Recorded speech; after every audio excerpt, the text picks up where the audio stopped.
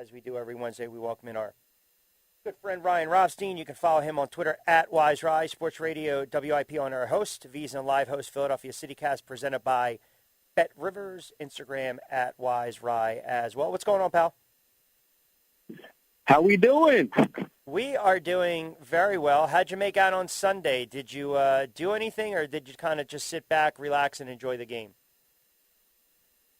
Come on, man. If do anything means bet, I mean, you know the answer to that one there. All right, with that being said, did you have any nice hits? No, but to recap my picks, I'm sure that's what you're getting at. Yeah. I did well. I did well. I did sprinkle, as we like to say, on Bengals money line, and that didn't work out. But most of my money was tied up in the under 48.5, 49.5. So that came in for me, and I had a few different bets on Bengals +4. That obviously worked out. I sprinkled on Cooper Kupp MVP. That worked out. So, a positive day in the green, if you would like to call it that, overall. So, and a great game, man. I mean, another game decided by a field goal. Yeah, I don't know. Maybe it's because I was exhausted because I had about a 6-hour trek in Boston. I got stuck in Boston after the fight, so I watched the game in a hotel room in Dedham, Mass, and it was snowing. Oh. It was, nice hotel, don't get me wrong, but I think I was so exhausted I wasn't fully engaged in the game. I can't say it was an all-time great. I thought it was compelling. I still hate the fact that you have to deal with the officials, which, for the most part, Ryan, it was a relatively clean game, and there were some missed calls. Obviously, the Ramsey play, obviously late with the pass interference. I've kind of asked everyone over the last several days, what did you make of Cincinnati's play calling late in that game, i.e. the last series where they elected to go to Piron on short yardage situations? It was idiotic. It was absolutely idiotic. That was, one of the differences in the outcome of that game. I'd probably put it, top 3 if I'm listing 3 of my turning points, differences, however you want to categorize it. So I thought that was absolutely atrocious. That's one of the storylines for me. You mentioned the officiating. I just recorded a new episode of the CityCast before I jumped on with you, and I did about a 15-minute segment, 10 minutes, not 15, but whatever. I did a segment on that where, I thought the officiating was very disappointing because that entire game, I thought it was brilliant. Like, we were watching that game, and there was no flags. They were swallowing the whistle, so to speak, letting them play. I love that. And then that Rams drive late, they throw whatever it was, 2 to 4 flags in one drive where I would say 2 or 3 of them were up for debate. It was not consistent with how they called that game. So I thought how they decided to throw the flag there late was disappointing and a little bit frustrating. But, that's, I guess, life in the NFL and in professional sports. So I thought that was big. I thought the play calling, not the decisions to either go for it or not go for it from Cincinnati, but how they decided to go for, big plays. A couple of them early. It's eluding me exactly the situations early. And then, obviously, the one late that you mentioned with P. Ryan, I thought it was absolutely terrible.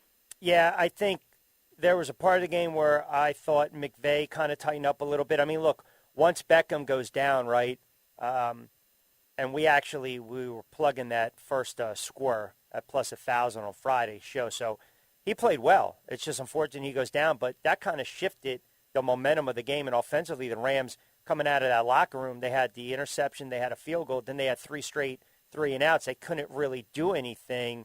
Cincinnati had some opportunities to take over that game. They just couldn't muster up any offense. And, to the Rams' credit, they ran the ball. They at least attempted to run the ball just to kind of keep Cincinnati honest. And then, when you got to make a play, Stafford made a couple plays. Now, he didn't light the world on fire, and they only rushed for 43 yards. So, again, I'm not going to praise him in that regard, but it kept what they were doing honest, and I think it kind of played into Cincinnati hands. And listen, Eli Apple There's a great soundbite from Brandon Marshall on Inside the NFL basically saying, he went up against Eli Apple when he was with the Giants, had a brief cup of coffee with the Giants years ago, and he would always explain to him about, the outside containment and whatnot. You look at that route by Cooper Kupp, he didn't even really juke Eli Apple. He was just so out of position to try to make a play.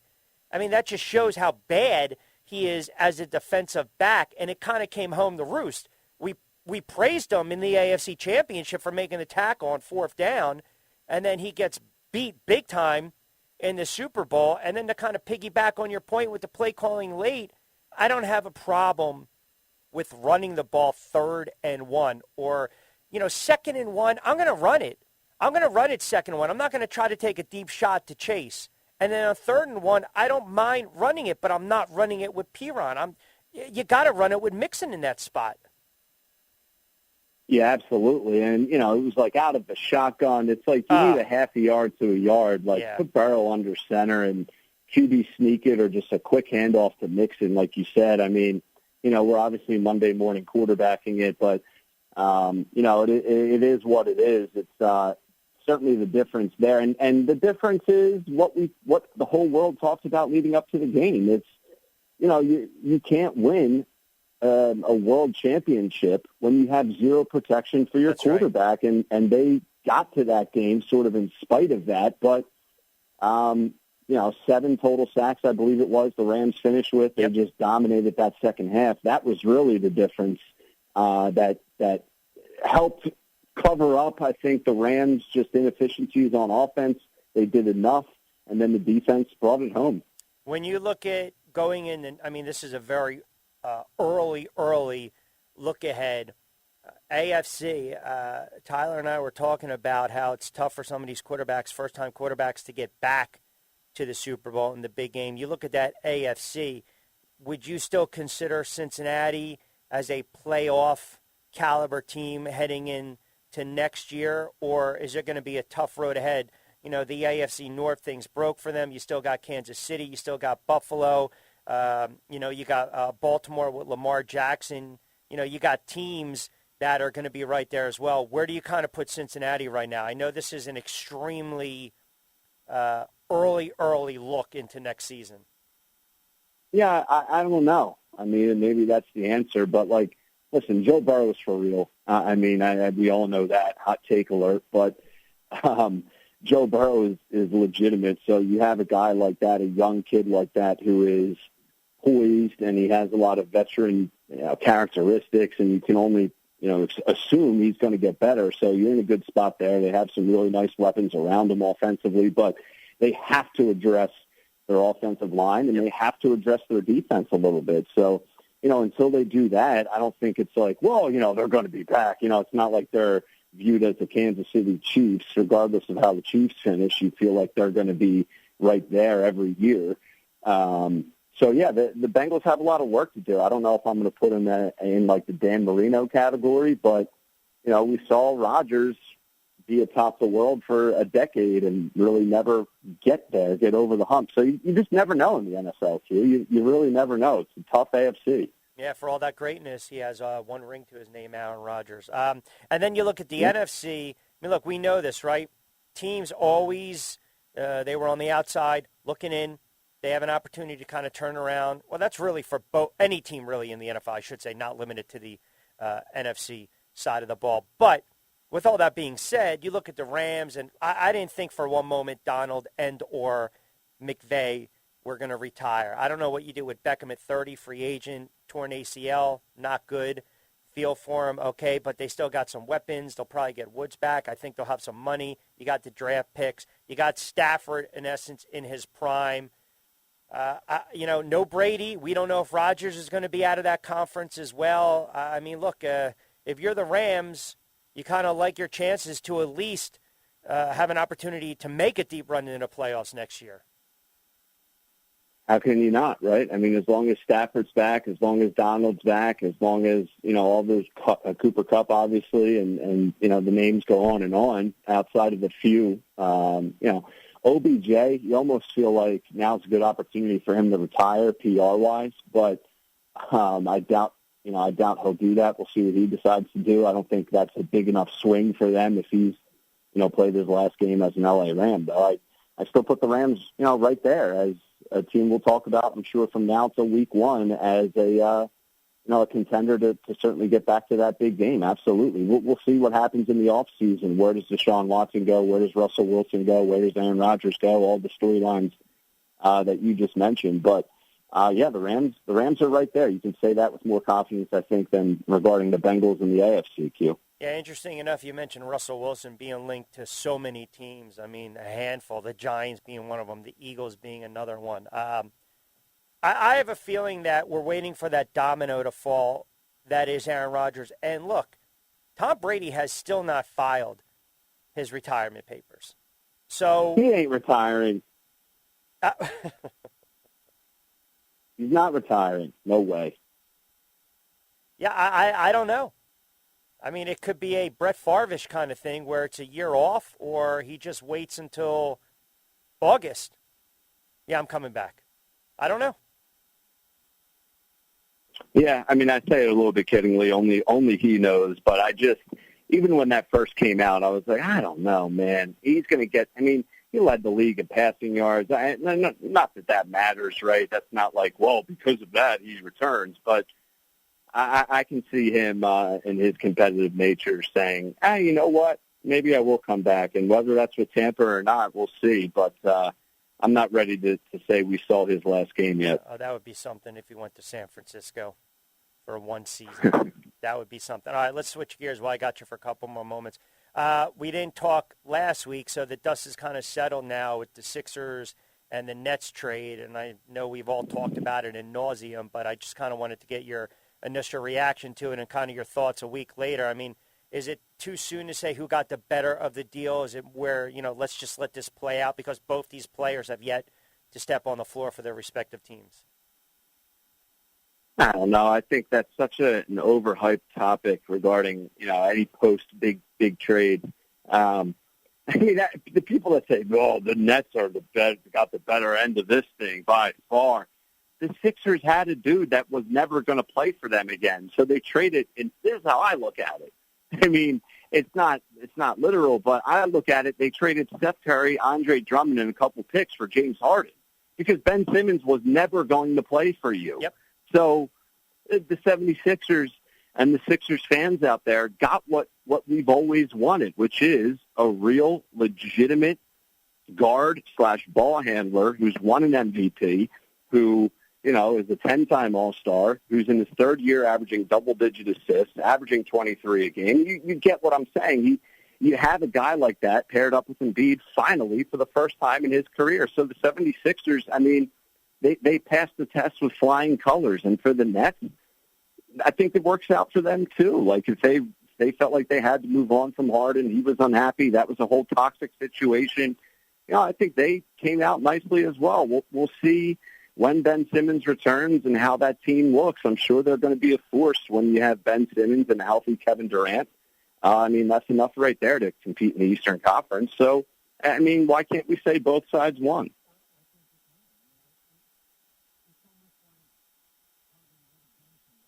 It's almost like having litigation, right, in the court of law, the court of opinion, where the case was successful when both sides, to some extent, get what they want and they're happy, right? Simmons got out of a spot he didn't want to be in, and James Harden realized, I can't play with Kyrie because he's never available. Durant's hurt. I don't want to be the man. Bring me to Philadelphia where I can kind of play Robin to Embiid's Batman. I want to ask you this in closing. If Ben Simmons goes on, crystal ball now, plays another 10 years, 6-time All-Star, 3 or 4-time first-team all-defensive NBA player, and puts together a really nice career, right? What a lot of people believe that should have been in Philadelphia. Do you think people will look back and say, you know what, the guy just needed a change of scenery? Or it's because he was engaged and he decided, I'm going to work on my craft and try to be the best player that I can be, or a little bit of both? I don't know. Like, he needed a change of scenery, obviously. He never wanted to play another game here in Philadelphia. So, everything that you just mentioned, I think it'd be a bigger story if he doesn't end up doing that. Like, he's made the All-Star game every year he's played. He is viewed as one of the best defenders on planet Earth. He's viewed as a 6'10 unicorn that can rebound on both ends, push the ball up the floor, pass the rock. Like, we all know the good things he can do. So I think in a perfect situation, you can, limit or hide his flaws and shortcomings to a point where you say, this kid's legit and it works out in this situation. We'll see, though, man. I mean, he's refused to develop and improve his game. And, he's already an all-star. So it's just such a weird situation when you have a guy that is making all-star games and is dominant in a lot of ways, but he's also not growing and getting better, and he is a massive liability in other situations. So, we'll see how it plays out. I think, for me, forget the all-star games, forget the stats. How does he perform in the playoffs? And we'll get those answers in the next coming years with Brooklyn and if he ends up anywhere else. And then a flip side, do you look at the Sixers this season with the window of opportunity and say, look, it's got to be NBA Finals or bust here. If not, it's a disappointment? They have to at least get there. Yeah, absolutely. I think anything short of coming out of the East, barring health, it's a flat-out disappointment. Absolutely. Yeah, that's why I think they had to make the trade, right? Because you realize I can't waste an MVP season by Joel Embiid, and I have to surround him.